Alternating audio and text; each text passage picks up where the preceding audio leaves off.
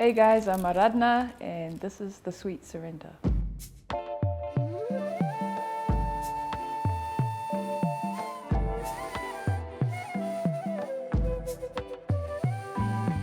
think it was my dad. His wish was to get the citizenship in New Zealand. Aaradhna means wish and it also means worship. My dad was like praying and wishing that he'd get the citizenship, and so when he got it, when I came, that's when the name came about. His wish came true, he said. I've been sitting on this album for such a long time, like almost 8 years. I kept putting it off like each year, and now it's out in the universe.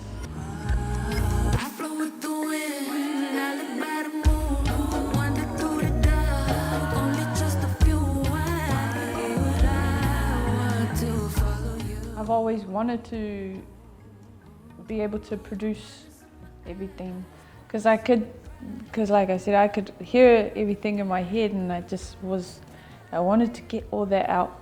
Like I had to teach myself a bunch of things. I had to learn along the way.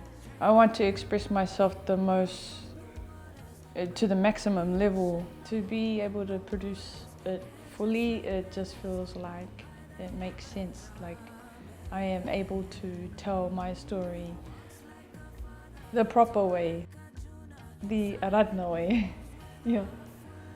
I just started creating bit by bit, layering everything, and I also had to teach myself how to play more chords and stuff on the guitar and the keyboard, because originally I didn't know how to play any instruments, because I can hear all the music in my head and it was always hard to explain it to the producers. I wanted to try and get them out myself, so I had to teach myself a lot of things. Got my brothers to just teach me some chords and enough to try and get out what I can hear in my head. Then I got my band to come down and play a much better version.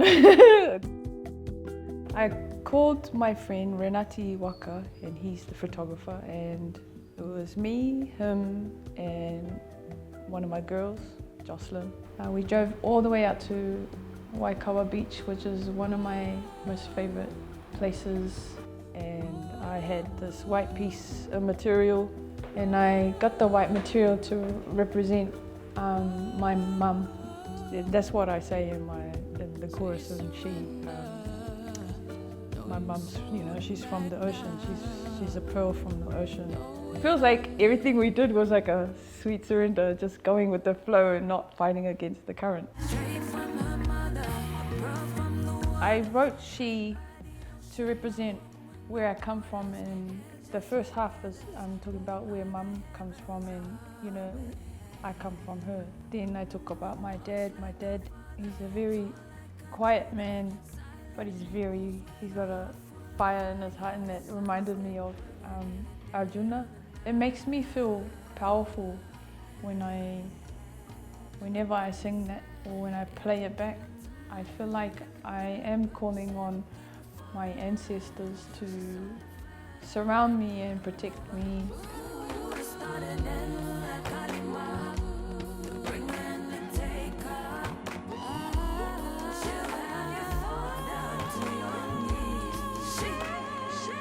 She might sound like I'm just talking about myself, but I'm actually talking about a whole bunch of people who make me. Mango Tree was actually the first one that I created. The whole theme for me was also like a mythical kind of feel. When I made Mango Tree, I wrote that based off Hindu mythology, because they say that mango is the fruit of the gods, and it represents love. The visuals, I imagined being in the jungles with colours, like vibrant colours, and I always imagine wearing really colourful outfits to represent the colourful vibes of Mango Tree. It was one of those songs that rolled out naturally. I did the guitar, and then I had the chorus already, and then I layered that. In every detail of a song it's like a memory, you know. When you hear a song and it takes you back to a time where you think of someone, and that's what the song's about. The memories come back like You got me talking to myself.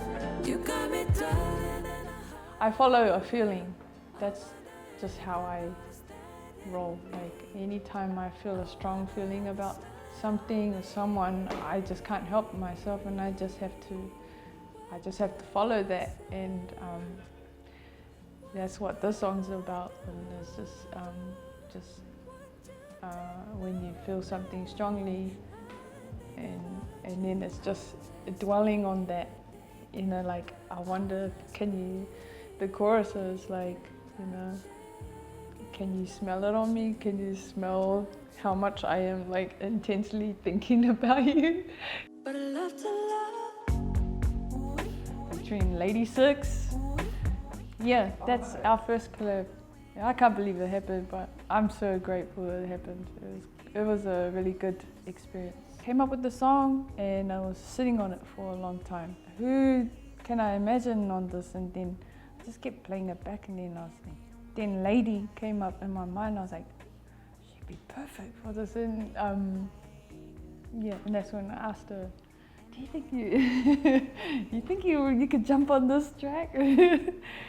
I sent it to her and I said, see how you feel and see what you come up with. Cherish all the love we made. Cherish all the times we had. That one was a hard one to write. That's probably the hardest one to write. That one's based on a breakup that I went through at the time. It's when you have to part ways, and sometimes, and saying goodbye is just never the easiest. Mercury Lane, that song actually, the chorus came in my dreams. I woke up with this, Mercury Lane, Mercury Lane. And I was like, Mercury Lane, Mercury Lane. And it just I kept hearing it, and so I had to record everything, and I was like, and I think the thing went, like I actually record on my voice note.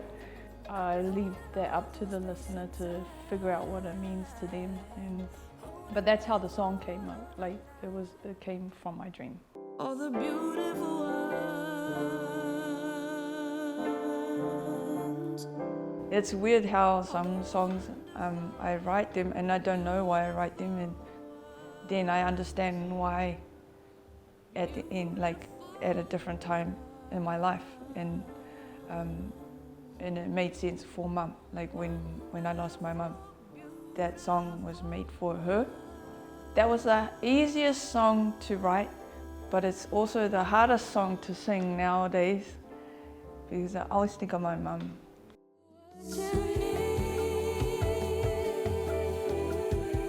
When you listen to the music, you can feel that I am in a certain zone where I'm talking about the feelings. Like I am feeling what I need to feel, but at the end of the day, I have to let it go. So that's what Sweer Surrender was about. It was about feeling what I needed to feel, and also just letting go, and just not fighting against the current. It was a whole feminine vibe to this album. That's what it felt like, and Sweer Surrender just felt like the perfect name for this body of work. Yeah. Who's to say